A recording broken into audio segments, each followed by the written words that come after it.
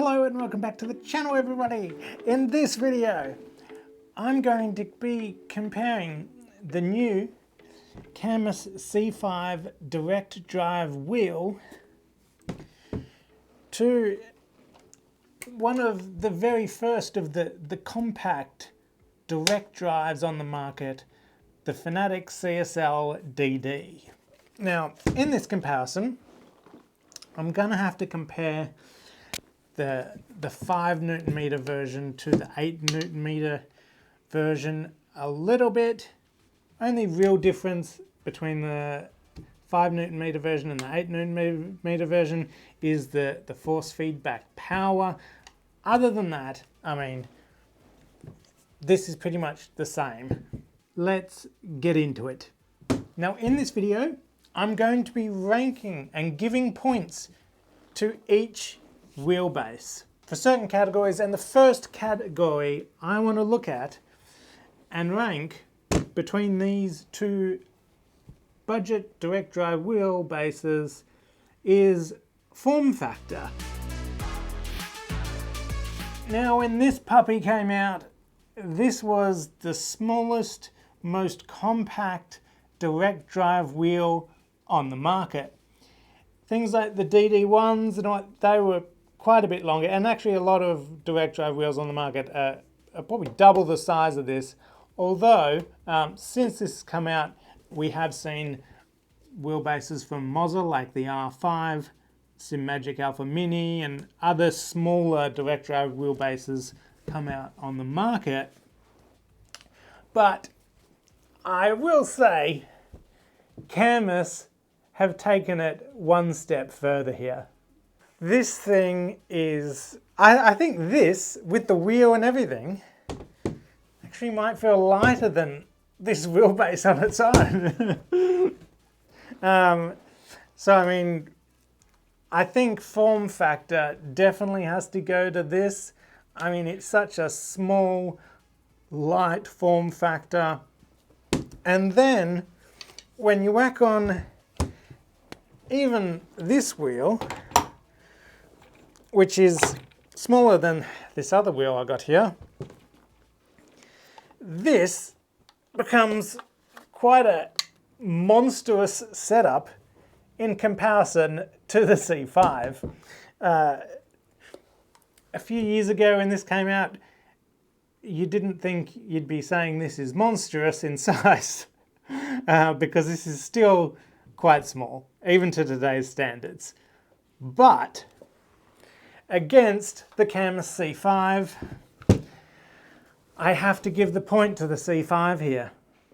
So that's 1 point to the C5, 0 to the CSL DD. Now, the second thing I want to talk about is noise. One of the things I liked when I bought this, and this thing was ultra quiet. There is no fan in this. This is passive cooling. It doesn't really make any noise at all. Now, when comparison to the Cammus, you don't really see a fan in there as such, but it does actually come with a little fan that you plug in. You plug in at the back and it squirts air into the direct drive motor. That makes a little bit of noise. It's not excessive. It's not a loud wheel by any means, but it definitely does make more noise than the CSL DD. So that's 1-1 in my book. While I'm speaking about noise, I will say, just on temperature, despite this not really having a fan, and this having a fan, you would probably think, in terms of temperature, that this CSL DD is probably going to run a bit hotter than the Cammus C5. In my testing, that's not actually the case. And I'm going to have a video coming up, and it's probably going to be my next video out, so stay subscribed for that to make sure you don't miss it. But yeah, let me say this can get hotter, but more on that in the next video. The next thing I want to rank between these two powerhouse budget direct drive wheels is wheels. So with this small form factor, unfortunately, at least at this point in time, and I haven't had any information to indicate otherwise, this is the only wheel you get with the Cammus C5. You cannot change this. This is what you get. And maybe you're fine with just a small little 280 Newton meter wheel that's in a D shape. And I mean, that's fine for most people, I think. And I don't have an issue with it. But if you like your choice of wheels, unfortunately, you're gonna have to go with the CSL DD here. This will give you a choice of different wheels that you can whack on the front, and whether it's Formula or GT or D-shaped, I mean, you can do anything with the CSL DD. So that's 2 points to the CSL DD, to the 1 point of the C5. Now, the all-important force feedback. Now this is where it's going to start to get a little tricky, because this one comes out with what they're saying is a constant 5 Newton meters, but it can actually peak to 6 or 7. Now on top of that, you've also got the direct drive wheelbase in the actual wheel itself. There's no force feedback that has to travel all the way through a shaft and then to the wheel. It's literally in the wheel itself. And so the benefit of this particular design is, well, yes, it might have a constant of 5 Newton meters. It actually feels a lot more than that. Now, my CSL DD, I bought with the 8 Newton meter boost kit on it, and so I'm quite used to the 8 Newton meters that this provides. So when I switched over to the Cammus C5, I was expecting a lot less. Did I get a lot less? No. I actually got what feels like more power, despite the fact that this one's at 8 and this kind of runs at somewhere between 5 and 7. So my confliction here is between the 8 Newton meter CSL DD and the C5. This does feel like it has more power, but the CSL DD feels like it's got a bit more depth, I guess you could say. And the quality of the force feedback is probably a little higher, but if it's a raw power you're going for, this actually feels like it has more, even though it doesn't. So between the 8 Newton meter and the C5, I kind of want to tie it. I don't want to give points to any of them here, because they very much feel on par. This feels a little stronger. This feels like it's got a little bit more detail in the 8 Newton meter version, at least the ways that I have it set up in the software. But I'll get onto software a little later. But that does change when you compare the C5 to the 5 Newton meter version of the CSL DD, because all of a sudden this has a lot more power. So that's why I'm giving the Cammus C5 1 point, but only in comparison to the 5 Newton meter. The next thing I want to talk about, which is probably quite a common thing that people shop on, is price. Where do these sit in price?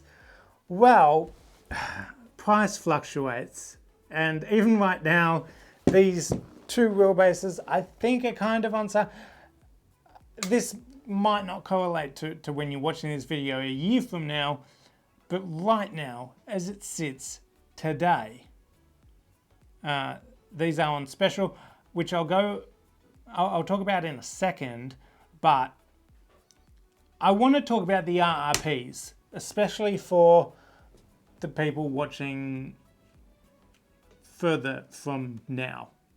So, the 5 Newton meter CSL DD RRPs for $350 USD.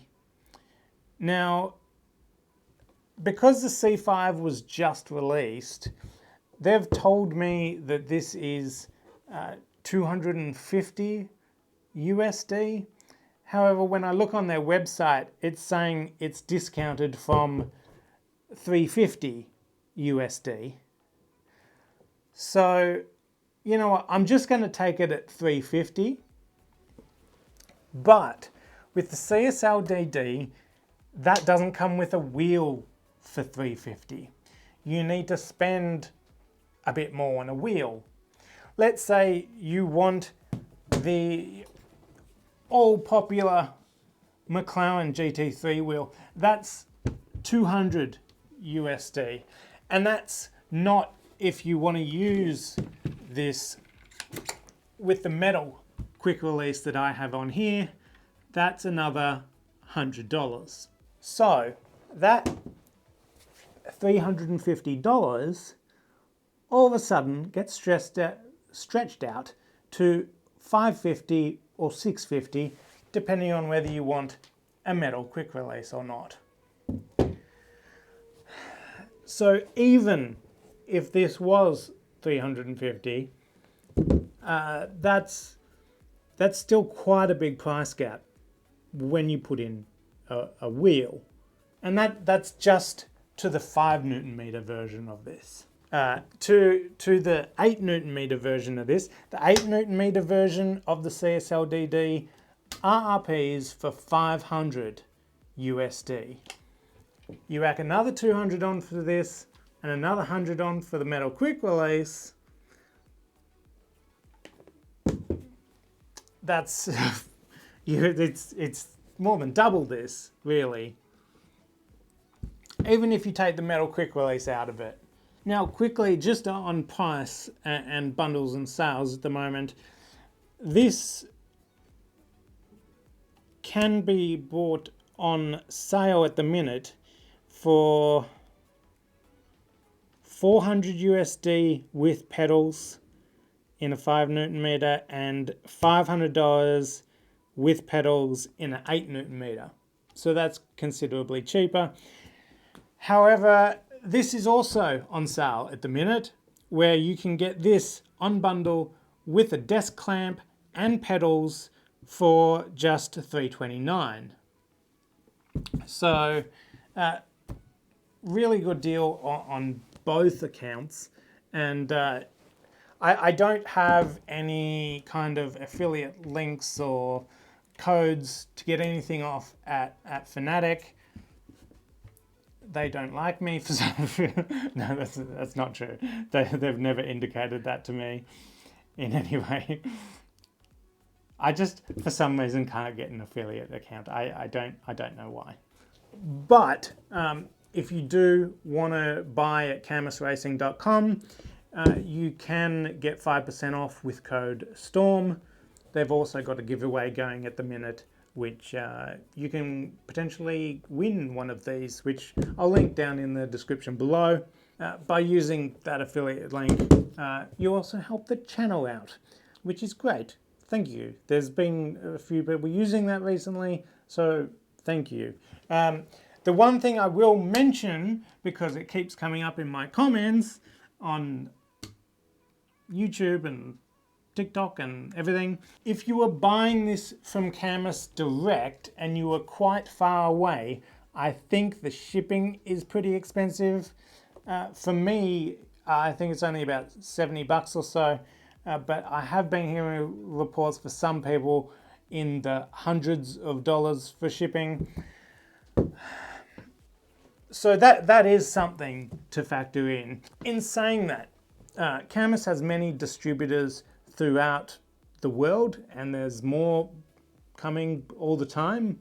And while there's none that I know of that are currently stocking the C5, that probably will happen in the short-term future, and shipping will be less from them when they get stock of this.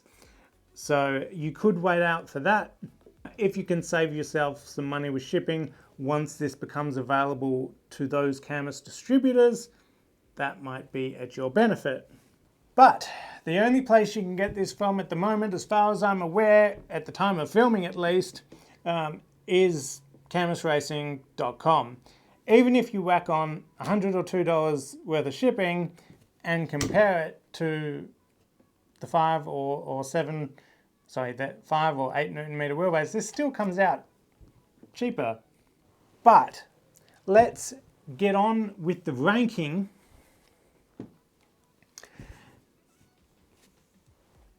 Cammus C5 wins on price here. The next one I want to rank is software. Now, Fanatec have been in the market for years and years, and the software shows.